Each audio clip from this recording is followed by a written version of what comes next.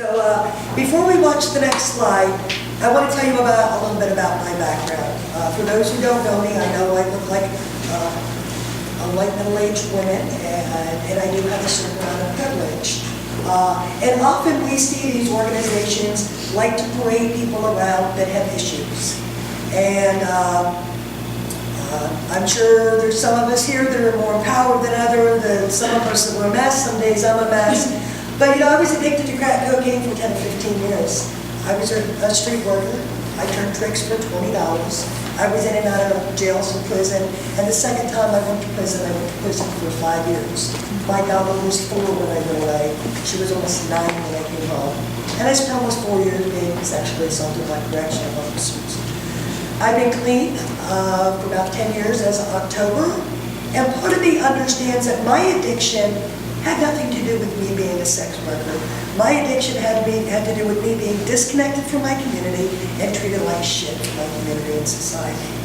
Having to hide who I am.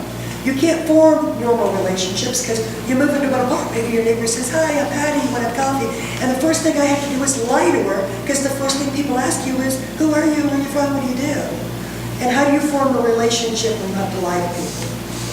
This plays a huge part, and I believe most real sex trafficking happens in domestic violence. Because when you want your abuser to leave, and he says, "You know, I'm going to call the cops and come over your home, and DCYF is going to come take your kids, and you're going to get evicted," that has a lot of power. And it's like the same thing with an undocumented person. I don't have to take your password. All I got to do is say, "Bitch, I'm calling ICE." They're going to do what I want them to do. So criminalization allows sex trafficking and these abuses to continue because these trafficking NGOs and the police refuse to cooperate with the adult community. And I think sex workers could be the best tool they have to fight trafficking. Because if we're not criminalized, we'll tell when we see a kid. I've done rescues where the girl says, she claims she was 19, I don't know if she's 15 or 19, and she says a pimp beat her up, and I go down to pick her up, and I go, "What do you want? Do you want services? What can I do for you?" She goes, "Well, I want to keep working. I'm just tired of them taking my money, and I don't have ID to get a hotel. I want you to get me a hotel." And I thought, "Oh, well, no, I don't want you to do that."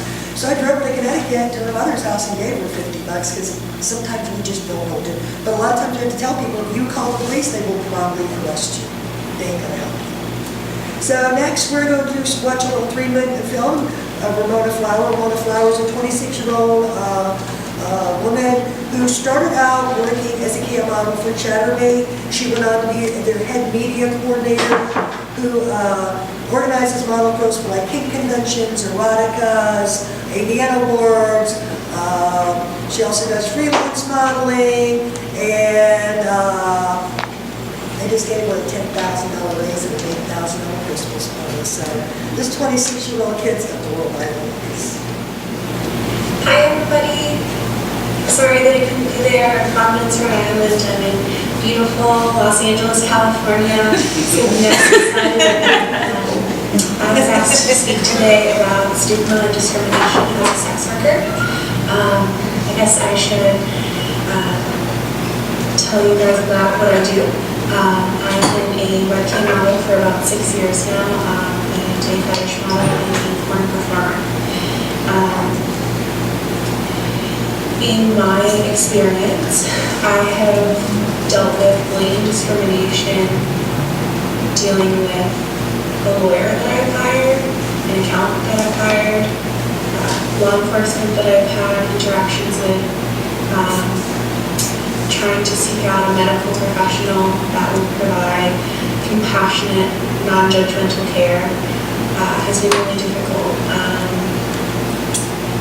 Discrimination is one of those things that you live with every single day, and it doesn't affect you all the time, but when it does, you kind of have the aha moment and remember every other time that's happened.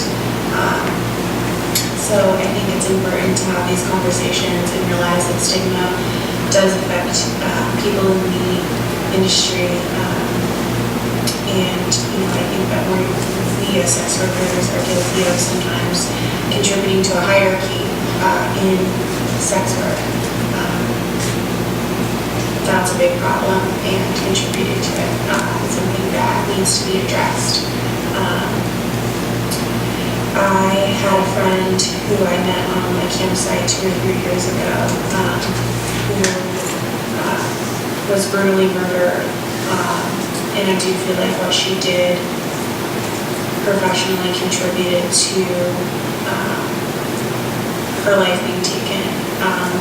And I think that that is just one story in many, many people who've lived similar circumstances. And it's something that I think about a lot. I've been really fortunate and lucky, but I understand my experience is very different than many other people. I have a lot of privilege, and I've just been really lucky. So with that being said, I really thank you for listening, coming out, having these conversations, educating yourself, and being an ally for sex workers. Thank you. So I'm going to expand a little bit on what I talked about. When you're doing camp work, a lot of strippers, smoke centers, operators, there's a lot of jobs that are totally illegal. And a couple of years ago, several banks started shutting down the accounts of foreign performers, even retirement, and even accounts of their spouses. And about a year ago, there was a camp worker, Finley Funk, with a 6-year-old boy. She did camp when he was home. She had a separate bedroom with a padlock.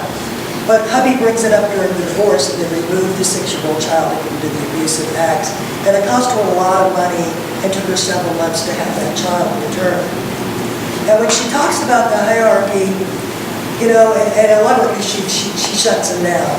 There's, well, I'm not a prostitute, I'm not like you. Really? You're getting paid to have sex? Because I don't do that. Some of them do, some of them don't. And we think it's really shameful to do that to anyone. We consider anyone who earns a living off the amount of labor to be a sex worker. And again, some of us are more empowered than others, some of us make better decisions than others, but we believe if we can build community and love sex workers enough, they will start to make better decisions. At least we hope so. When she talks about the girl that was murdered, it was actually a girl that had a roommate, not a lover, just a roommate. He raped, strangled, and murdered her, and picked up the phone and reported it to the police. And we just can't get by the fact that he wouldn't have done that if she was a waitress, probably. And my daughter, Ramona actually is my daughter. That's what that, but that's okay. But she was outraged that even in the adult industry there was no outrage for this death. And she helped raise $5,000 for the family to help bury her.